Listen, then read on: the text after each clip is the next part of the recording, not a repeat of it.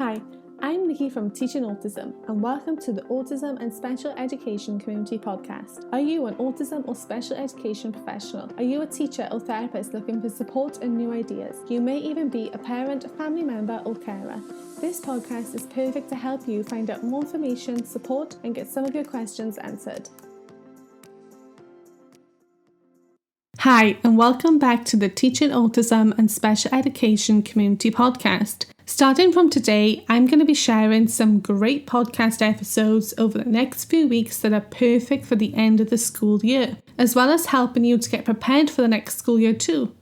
I know that these last few weeks can feel crazy and you're trying to do all the things and time is running out super fast. So let me try and take away some of that stress and make the end of the year a more pleasant experience for you. Today, I'm kickstarting the end of year podcast episodes with 5 ways that you can help your students transition to their new classroom for the next school year. Transitioning to a new classroom can look different for us in different schools. For example, in my previous school, students could stay in one class for 4 years before they moved to the next class. And right now, I have students who stay 1 to 2 years before moving up. So sometimes you may not have a student transitioning for a few years. And then when it's time to transition, it's panic stations because you can't remember what you need to do or how best to get organised. Transitioning has become one of my strengths for sure, and I love being able to help other teachers and students have a positive experience with it too. So get comfy and let's get stuck into my 5 top tips. Tip number 1 is to get your visuals in order, ready to tell your student about going to a new classroom. For me personally, top of this list is always a social story.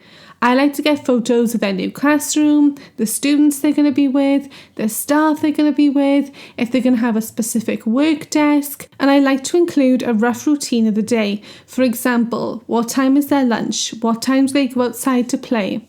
These timings may differ slightly to what the student is currently used to in your classroom, so it's a good idea to help them get prepared for this. Some other visuals that I like to make are flashcards of the staff and students who are going to be in the class, just so that we can use them with them as well. I've also made a staff hunt before, and we've gone on a hunt around the school to try and find the staff that they're going to be working with next year.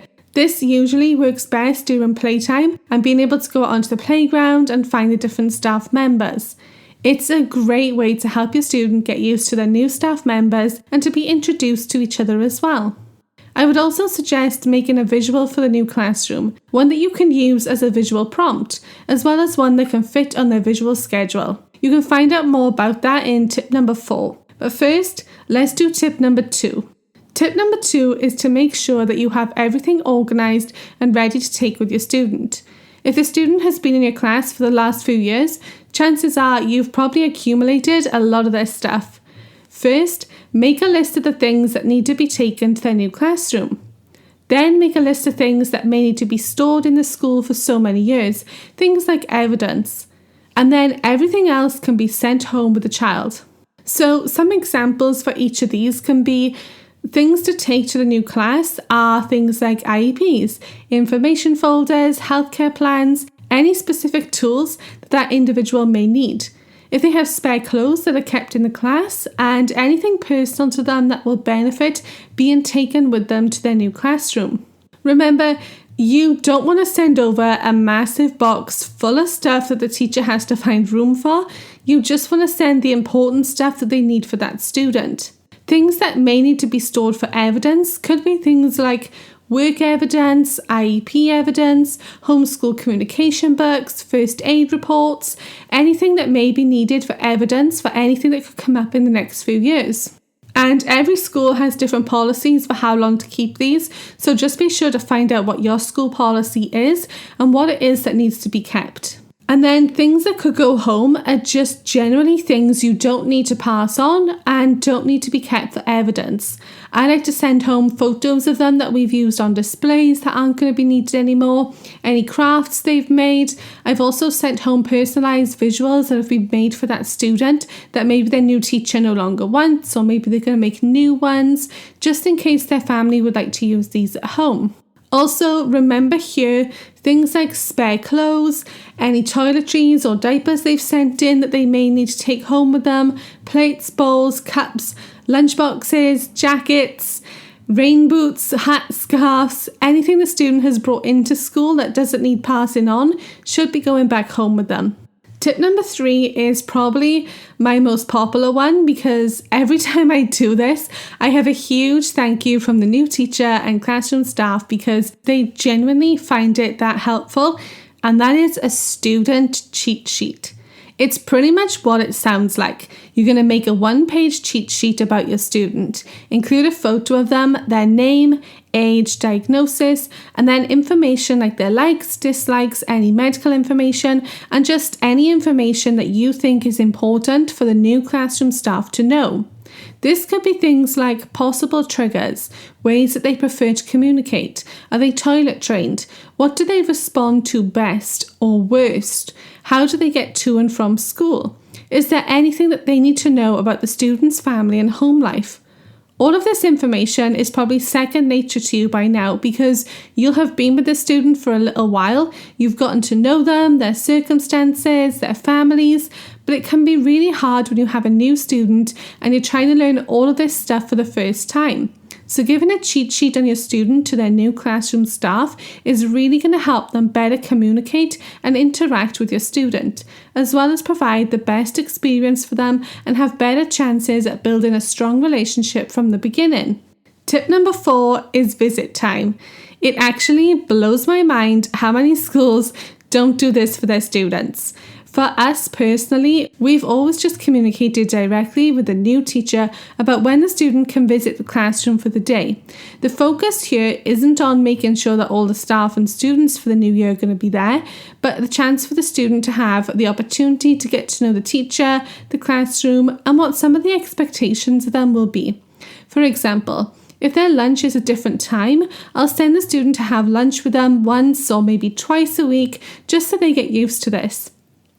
The same with outdoor playtime. I've sent the students out on field trips with their new class or to PE sessions so they can take part in those.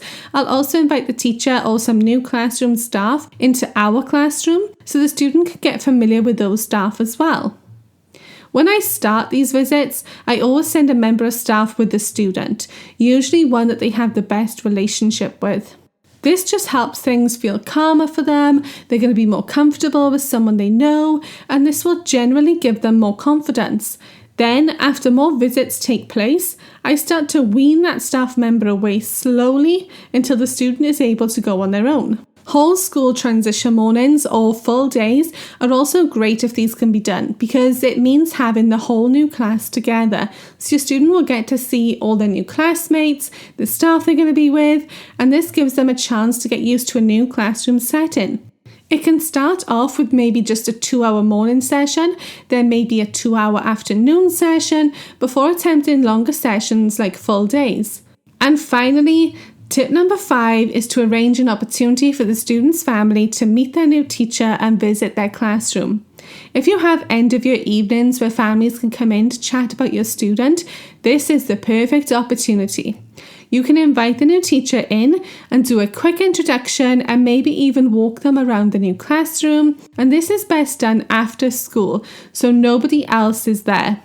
This is a great way to help to start building those teacher-family relationships before the start of the school year, and it's perfect for helping to relieve any anxiety. Sometimes it's not the students who struggle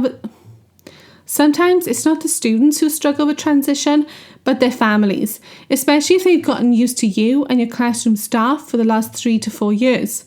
Suddenly, having their child move class of all new staff, new classmates, that can really be overwhelming for parents, and being able to have a chance to get to know the new teacher, the classroom, and be able to ask questions can really be beneficial to help ease the anxiety. So those are my 5 best tips for ways that you can help transition students to their new classroom.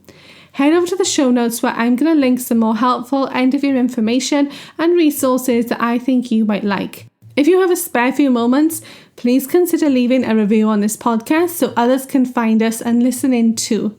I hope you were able to have some great takeaways from today's episode. Thank you for listening, and I'll speak to you again soon.